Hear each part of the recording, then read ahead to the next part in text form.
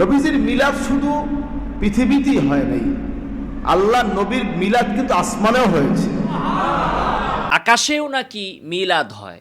মিলাদ কিয়ামের পক্ষে আমাদের এই সম্মানিত পীর সাহেব কেবলা সুন্দর সুন্দর দলিল দিয়ে থাকেন। তো উনি বললেন যে রাসূল সাল্লাল্লাহু আলাইহি ওয়াসাল্লামের মিলাদ আকাশেও হয়েছে। তো আমার প্রশ্ন হচ্ছে, খুবই জানতে ইচ্ছা করছে যে আকাশে যেদিন মিলাদটা হয়েছিল সেদিন মিলাদের পরে কি জিলাপি দেওয়া হয়েছিল, না মিষ্টি দেওয়া হয়েছিল, না বিরিয়ানি দেওয়া হয়েছিল?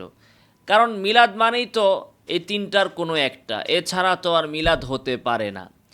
মিলাদের এক অর্থ হচ্ছে জন্মের স্থান। তো রাসূল সাল্লাল্লাহু আলাইহি ওয়াসাল্লামের মিলাদ আকাশে হয়েছে, তার মানে কি রাসূলের জন্মের স্থান আকাশে? মিলাদের আরেক অর্থ হচ্ছে জন্মের সময়। তো রাসূল সাল্লাল্লাহু আলাইহি ওয়াসাল্লামের জন্মের সময় আকাশে, এই কথার তো কোনো আগামাথা নাই। মিলাদের আরেক অর্থ হচ্ছে জন্ম। তো রাসূল সাল্লাল্লাহু আলাইহি ওয়াসাল্লামের জন্ম কি আকাশে? মিলাদের আরেকটা হচ্ছে যেটা ওনারা করে থাকেন, প্রচলিত যে মিলাদ যেটা ওনারা বানিয়েছেন, এই মিলাদ আরবি ডিকশনারি অনুযায়ী, আরবি অভিধান অনুযায়ীও হয় না, শরীয়তের দলিলের আলোকেও হয় না। তো ওনারা যে মিলাদটা বানিয়েছেন, একজন সুর করে কিছু কবিতা আবৃত্তি করবে, এরপরে সবাই একসাথে ইয়া নবী সালাম আলাইকা, এরপরে আবার সবাই দাঁড়িয়ে যাবে সাল্লাল্লাহু আলা মুহাম্মদ, এইভাবে তারা করে, ইয়া নবীর সময় দাঁড়ায়, সাল্লাল্লাহ বলে, ইত্যাদি ইত্যাদি। তো আকাশে এই রকমের কি মিলাদ হয়েছিল? তো মিলাদটা পড়াইছে কে? ওই মিলাদটা কে পড়িয়েছিল?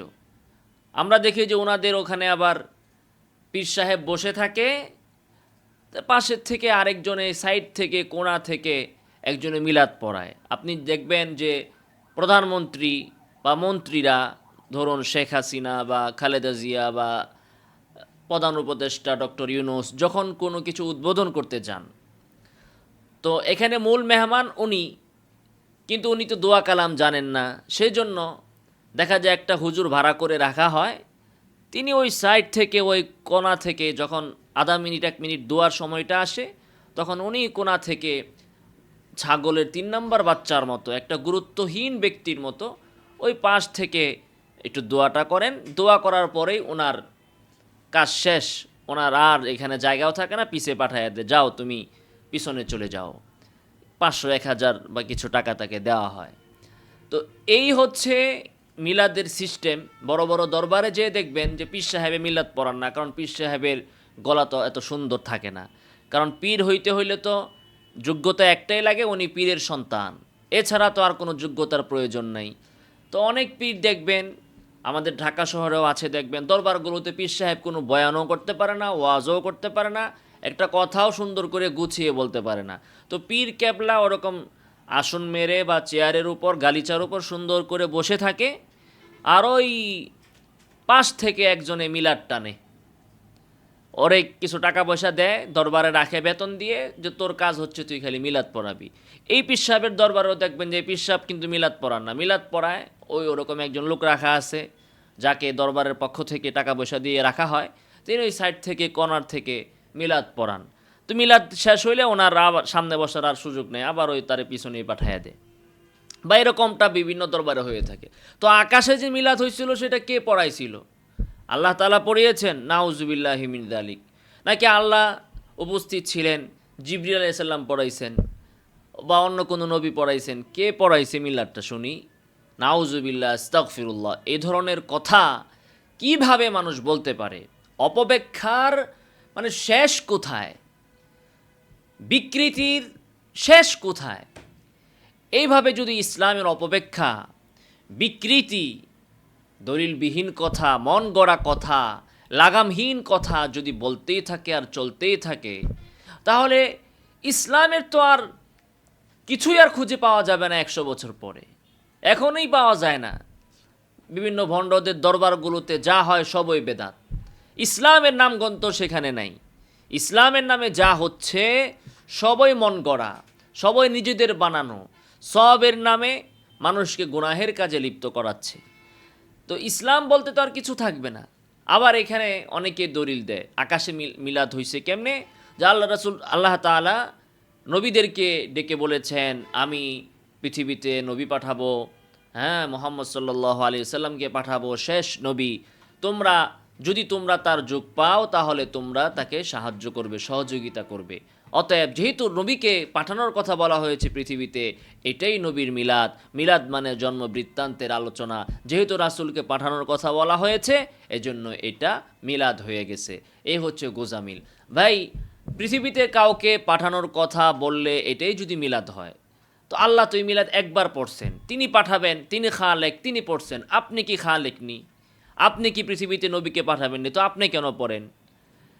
আল্লাহ খালেক, আল্লাহ একবার মিলাদ পড়ছেন, নবীদেরকে ডেকে বলেছেন আমি আমার নবী মুহাম্মদ সাল্লাল্লাহু আলাইহি ওয়াসাল্লামকে পৃথিবীতে পাঠাচ্ছি বা পাঠাবো, তোমরা যদি তাকে তোমাদের যুগে পাও সাহায্য করবে। তো আল্লাহ না পড়ছেন, এরপরে তো জিবরিল প্রত্যেক দিন পড়েন নাই, অন্য অন্য নবীরাও প্রত্যেক দিন পড়েন নাই, তো আপনি প্রত্যেক দিন কেন পড়েন? এটা তো আল্লাহর ব্যাপার। যে কাজ আল্লাহ করবে ওই কাজ দুনিয়াতে আপনি করবেন কেন? এটা তো আল্লাহর শান, এটা তো আল্লাহ তার বিশেষ হাইসিয়তে রুহের জগতে তিনি করেছেন। আপনি কি নবীদের রুহ পাইছেন নাকি? তা আপনি কেন মিলাদ পড়েন? প্রথম কথা হচ্ছে এটা। দ্বিতীয় কথা হচ্ছে যে কাউকে পৃথিবীতে পাঠানোর আলোচনা আকাশে করলেই যদি সেটা মিলাদ হয়, তাহলে আকাশে তো আমার মিলাদও হয়েছে, আপনারটাও হয়েছে। আল্লাহ তাআলা মানব সৃষ্টি করার আগে কি বলেছেন? ইন্নী জাইলুন ফিল আরদি খলিফা, হে ফেরেশতারা শুনো, আমি পৃথিবীতে খলিফা পাঠাচ্ছি। খলিফা মানে মানবকে আমি পৃথিবীতে পাঠাচ্ছি। তো আল্লাহ তাআলা তো আপনাকে আমাকে সবাইকে পাঠানোর আগে ফেরেশতাদের সাথে আলোচনা করেছেন, আমাদের জন্মের আমাদেরকে পাঠানোর আলোচনা করেছেন। তাহলে সবার মিলাদই তো আল্লাহ পড়ছেন। নাউজুবিল্লাহি মিন যালিক। এইভাবে নবীর শানকে আপনি কি উঠাচ্ছেন না খাটো করছেন? নবীর শানকে তো আপনি খাটো করছেন। এগুলো মিলাদ? এগুলোকে মিলাদ বলে? এর দ্বারা মিলাদ পড়া কি বৈধ হয়ে যায়? নবীর আপনি বানোয়াট মিলাদ পড়া বৈধ হয়ে যায়? তাহলে তো প্রত্যেকটা মানুষের মিলাদ আপনাকে পড়তে হবে। আপনারও তো মিলাদ হয়েছে। রসুল আল্লাহ তাআলা বলেছেন আমি পৃথিবীতে খলিফা পাঠাবো, সেই খলিফার ভিতরে তো আপনিও আছেন, আপনিও মানব। তো এখন কি আপনার নামে মিলাদ চলবে? নাউজুবিল্লাহি মিন যালিক। নবীর শান, নবীর মান, নবীর মর্যাদা সাহাবে কেরাম থেকে, তাবিঈদের থেকে আপনারা বেশি বুঝেন। আপনাদেরকে কে বলেছে সমস্ত পণ্ডিতি করে করে ইসলামের ভিতরে বিভক্তি সৃষ্টি করা? এই অপব্যাখ্যা করে কি লাভ ভাই? এই বিভ্রান্তি সৃষ্টি করে কি লাভ, কি ফায়দা? ইসলামের কি উপকারটা হচ্ছে? কেন এইগুলো? খালি ওয়াজ মাহফিলের মধ্যে আলোচনার কি আর কোনো বিষয় নাই? আপনাদের ওয়াজ মাহফিলগুলোই মানে হচ্ছে মিলাদের দলিল, কিয়ামের দলিল, ঈদ মিলাদুন নবীর দলিল, তারপরে কেউ হাজির নাজিরের দলিল, ইলমুল গায়েবের দলিল, এগুলোই, যেগুলো নিয়ে সাহাবায়ে কেরাম জিন্দিগিতে একদিনও কোনো ওয়াজ নসিহত করেন নাই। কোনো সাহাবী কি কোনো দিন কথা বলছেন যে নবীর মিলাদ আসমানে হইছে? নবীর ঈদ মিলাদুন নবী নিয়া কোনো সাহাবী কোনো দিন কোনো বক্তব্য দিয়েছেন? তো কেন এই সমস্ত অনর্থক কাজ? নবীর শান মান কোরআন এবং হাদিসে যা আছে সেটাই যথেষ্ট। আপনার জন্য তো আল্লাহ কিছু বাকি রাখে নাই। নবীর শান যতটুক দেওয়ার আল্লাহ পুরোটা দিয়ে দিছেন। এখন পৃথিবীর কোনো মানুষের জন্য অপশন রাখেন নাই যে কিছু শান দেওয়ার বাকি আছে, এটা তুমি দাও। নবীর মর্যাদা কিছু বাড়ানোর বাকি আছে, এটা তুমি দিবা। কোনো পীরকে দায়িত্ব দেওয়া হয় না যে তুমি বসে বসে নবীর মর্যাদা বের করো, নবীর মর্যাদা বৃদ্ধি করো। ওয়ারাফা'না লাকা যিকরাক, যার মর্যাদা স্বয়ং আল্লাহ দিয়ে দিছেন, তার মর্যাদার ক্ষেত্রে মানুষের কোনো নাক গলানোর কোনো দরকারই নেই। আল্লাহ যা দিয়েছেন যথেষ্ট, যথেষ্ট, যথেষ্ট। আর কি দরকার? নিজের মর্যাদা বাড়ানোর চিন্তা করেন। নিজের মর্যাদা কিভাবে বাড়বে? নবী সাল্লাল্লাহু আলাইহি সাল্লামের ইত্তেবা করার মাধ্যমে বাড়বে।